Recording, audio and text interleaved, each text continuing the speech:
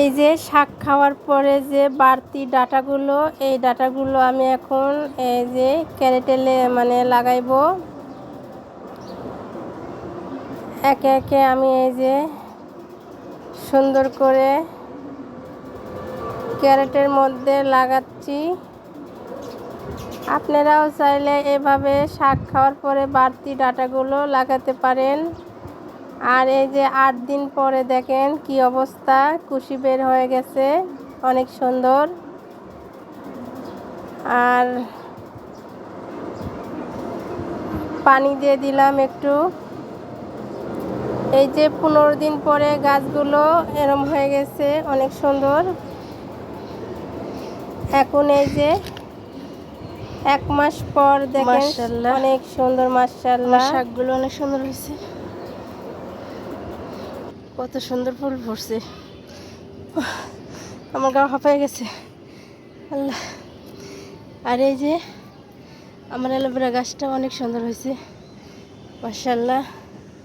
আর এই যে ছোট্ট একটা নয়নতারা ফুল ফুটছে, এই গাছটাও অনেক ফুল ফুটছে।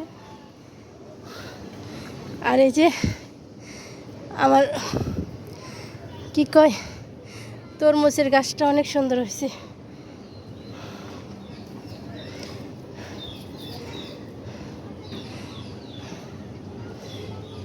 পুঁই শাকগুলো মাশাআল্লাহ অনেক সুন্দর হয়েছে, ওয়াও, অনেক সুন্দর। আর এই যে এখানে অনেকগুলো মরিচের বিচি দিয়েছিলাম, এই যে মরিচের চারাগুলো সুন্দর হয়েছে। আর এই যে পেঁপের গাছটাও সুন্দর হয়েছে। এখানে 2টা নয়নতারার গাছ আছে, এগুলো তুলো আমি অন্য টবে দিয়ে দিব।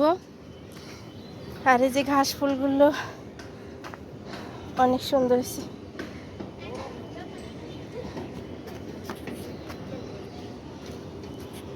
তোরা আমার অ্যালোভেরার গাছে ডাঁটা কাটছিস।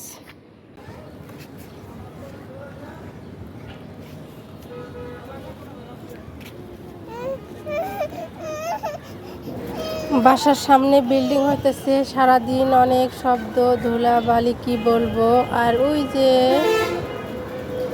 কৃষ্ণচূড়া একটা গাছ অনেক সুন্দর ফুল ফুটছে। আর বাড়িটা অনেক সুন্দর, কৃষ্ণচূড়া দিয়ে ভরে গেছে। নিচে একতলা বাড়ি। আমি বাসায় চলে আসলাম রান্না করার জন্য। আজকে রান্না করব ডিম দিয়ে, বেগুন দিয়ে, আলু দিয়ে ঝোল। আমি ডিমটা সিদ্ধ দিয়ে দিলাম কড়াইয়ে। কিভাবে রান্না করি আপনারা সাথে থাকবেন, পুরো ভিডিও দেখবেন। ভালো লাগলে অবশ্যই লাইক, কমেন্ট, সাবস্ক্রাইব করে আমার পাশেই থাকবেন।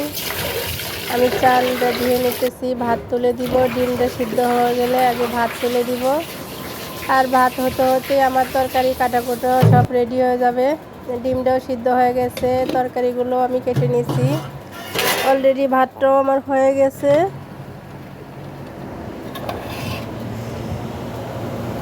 আমি যেহেতু রান্না করে তেলে দিব, এই জন্যেই আগেই চুলায় তরকারিটা বসে দিচ্ছি। এখন এই যে বাদ বাকি মশলাগুলো দিয়ে সবজিটা আগে সিদ্ধ করে নিয়ে তারপরে বেশি করে রসুন পেস্ট দিয়ে তারপরে আমি তেলে দিব। আমার হাজব্যান্ড বলেছে এভাবেই রান্না করতে, আমি এভাবেই রান্না করতেছি। ডিমটা এখন ভেজে নিব ওই তেলেই, কিন্তু আমি সবজিটা বাগার দিয়ে দিব। আর কি বলবো, রাস্তা দিয়ে প্রচুর গাড়ি, শব্দ। ডিমটা অলরেডি আমার ভাজা কমপ্লিট। ওই তেলে কিন্তু আমি এই যে পেঁয়াজ রসুন দিয়ে দিলাম। আর এই যে জিরা আর কি তেজপাতা, গরম মশলাগুলো দিয়ে দিলাম। যেহেতু ডিম রান্না করতেছি, গরম মশলা তো দিতেই হবে।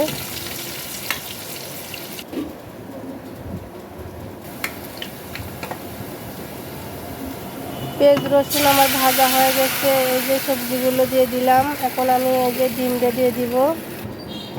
রান্নাটা আমার হয়ে গেছে প্রায়। সবাই ভালো থাকবেন, সুস্থ থাকবেন। ওকে, আল্লাহ হাফেজ।